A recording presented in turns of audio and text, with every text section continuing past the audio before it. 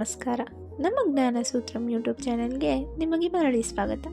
ಇವತ್ತಿನ ವಿಡಿಯೋದಲ್ಲಿ ನಾವು KCET 2025ರ ಜನರಲ್ ಪೇಪರ್ನಲ್ಲಿ ಇರುವಂಥ 3 ಪ್ರಶ್ನೆಗಳಿಗೆ ಗ್ರೇಸ್ ಮಾರ್ಕ್ಸ್ ಚಾನ್ಸಸ್ ಇದೆ.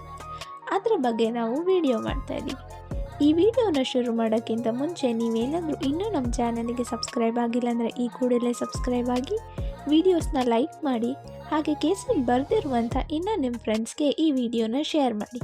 ಬನ್ನಿ ವಿಡಿಯೋನ ಶುರು ಮಾಡೋಣ. ಮೊದಲನೇ question, rightly sequence the steps involved in computer based testing. ಅಂದರೆ CBTಯಲ್ಲಿ ಇರುವಂಥ ಸ್ಟೆಪ್ಸನ್ನು ಇಲ್ಲಿ ಅರೇಂಜ್ ಮಾಡಿ ಅಂತ ಹೇಳಿ ಕೇಳಿದ್ದಾರೆ.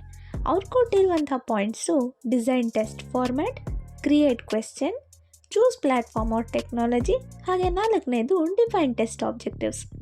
ಇದಿಷ್ಟರಲ್ಲಿ ನಾವು ಮೊದಲನೇದಾಗಿ ಮಾಡಬೇಕಿರೋದು CBT ಟೆಸ್ಟ್ ಮಾಡಬೇಕಾದ್ರೆ ಡಿಫೈನ್ ಟೆಸ್ಟ್ ಆಬ್ಜೆಕ್ಟಿವ್ಸ್. ನಾವು ಟೆಸ್ಟನ್ನು ಯಾಕೆ ನಡೆಸ್ತಾ ಇದ್ದೀವಿ ಅಂತ ಹೇಳಿ ಆಬ್ಜೆಕ್ಟಿವ್ಸ್ನ ಸೆಟ್ ಮಾಡ್ಕೊಳ್ಬೇಕು. ಅದಾದಮೇಲೆ ಡಿಸೈನ್ ಟೆಸ್ಟ್ ಫಾರ್ಮ್ಯಾಟ್, ಮೊದಲನೇದು ಟೆಸ್ಟ್ ಫಾರ್ಮ್ಯಾಟ್ನ ಡಿಸೈನ್ ಮಾಡ್ಕೊಬೇಕು. ಅಂದರೆ ಎಷ್ಟು ಕ್ವೆಶ್ಚನ್, ಮಲ್ಟಿಪಲ್ ಚಾಯ್ಸ್ ಕ್ವೆಶ್ಚನ್ಸ್ ಇರಬೇಕು, ಎಷ್ಟು ಮಾರ್ಕ್ಸಿಗೆ ನಾವು ಟೆಸ್ಟನ್ನು ಕಂಡಕ್ಟ್ ಮಾಡಬೇಕು, ಎಷ್ಟು ಕ್ವೆಶ್ಚನ್ಸು ಶಾರ್ಟ್ ಆನ್ಸರ್ಸ್ ಇರಬೇಕು, ಲಾಂಗ್ ಆನ್ಸರ್ಸ್ ಎಷ್ಟಿರಬೇಕು ಅಂತ ಹೇಳಿ ಟೆಸ್ಟ್ ಫಾರ್ಮ್ಯಾಟನ್ನು ಡಿಸೈನ್ ಮಾಡ್ಕೊಳ್ಬೇಕಾಗುತ್ತೆ.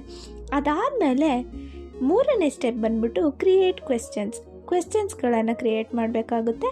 ಕಡೆಯದಾಗಿ ಚೂಸ್ ಪ್ಲ್ಯಾಟ್ಫಾರ್ಮ್ ಆರ್ ಟೆಕ್ನಾಲಜಿ, ನಾವು ಯಾವ ಪ್ಲ್ಯಾಟ್ಫಾರ್ಮನ್ನು ಅಥವಾ ಯಾವ ಟೆಕ್ನಾಲಜಿಲಿ ನಾವು ಬಳಸ್ಕೊಳ್ಬೇಕು ಅನ್ನೋದನ್ನು ಕೊನೆಯದಾಗಿ ನೋಡಬೇಕಾಗುತ್ತೆ. ಹಾಗಾಗಿ ಕರೆಕ್ಟಾಗಿರೋ ಸೀಕ್ವೆನ್ಸ್ ಬಂದು 4, 1, 2, 3. ಇದು ಕೊಟ್ಟಿರುವಂಥ ಆಪ್ಷನ್ಸಲ್ಲಿ ಯಾವುದರಲ್ಲೂ ಇಲ್ಲ. ಆದರೆ ಕೀ ಆನ್ಸರಲ್ಲಿ ಇರುವಂಥ ಕರೆಕ್ಟ್ ಆನ್ಸರ್ ಅಂತ ಹೇಳಿ ಅವ್ರು ಕೊಟ್ಟಿರೋದು ಆಪ್ಷನ್ ಬಿ, ಅಂದರೆ 4, 2, 1, 3 ಅಂತ ಕೊಟ್ಟಿದ್ದಾರೆ. ಇಲ್ಲಿ ಮೊದಲು ನೀವು ಕ್ವೆಶ್ಚನನ್ನು ಸೆಟ್ ಮಾಡಿ ಆಮೇಲೆ ಟೆಸ್ಟ್ ಫಾರ್ಮ್ಯಾಟನ್ನು ಮಾಡಿ ಅಂತ ಹೇಳುವಂಥ ರೀತಿ ಇದೆ ಈ ಒಂದು ಆನ್ಸರ್ ಏನು ಅವ್ರು ಬಿಟ್ಟಿರೋದು.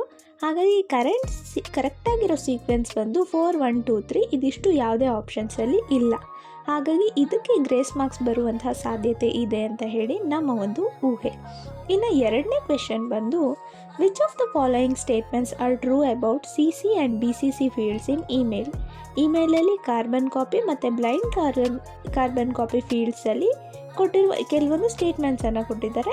ಈ ಸ್ಟೇಟ್ಮೆಂಟ್ಸಲ್ಲಿ ಯಾವ ಸ್ಟೇಟ್ಮೆಂಟ್ ಸರಿ ಅಂತ ಹೇಳಿ ನಾವು ನೋಡಬೇಕಾಗುತ್ತೆ. ಮೊದಲನೇದಾಗಿ CC ರೆಸಿಪಿಯನ್ಸ್ ಕೆನಾಟ್ ರಿಪ್ಲೈ, ಇದು ರಾಂಗ್ ಇದೆ.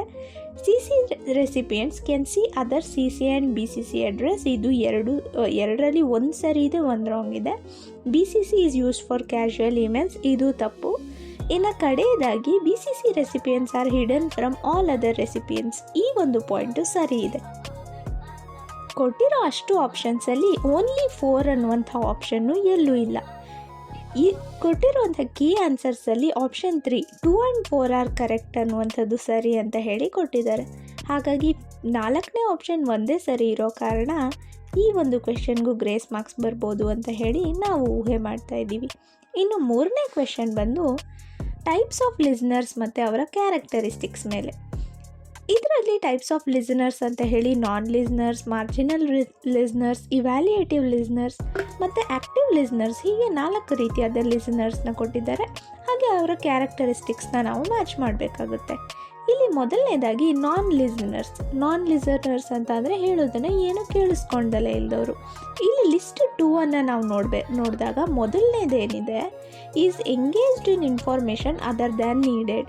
ಬೇಕಿರುವಂಥ ಇನ್ಫಾರ್ಮೇಷನ್ ಅಂದರೆ ಏನು ಇನ್ಫಾರ್ಮೇಷನ್ ಕೊಡ್ತಾ ಇದ್ದೀವಿ ಆ ಇನ್ಫಾರ್ಮೇಷನ್ನ ಕೇಳಿಸ್ಕೊಂಡಲೇ ಬೇರೆ ಕೆಲಸವನ್ನು ಮಾಡ್ತಾ ಇರೋರನ್ನು ನಾನ್ ಲಿಸನರ್ಸ್ ಅಂತ ಹೇಳಿ ಕರೀತಾರೆ.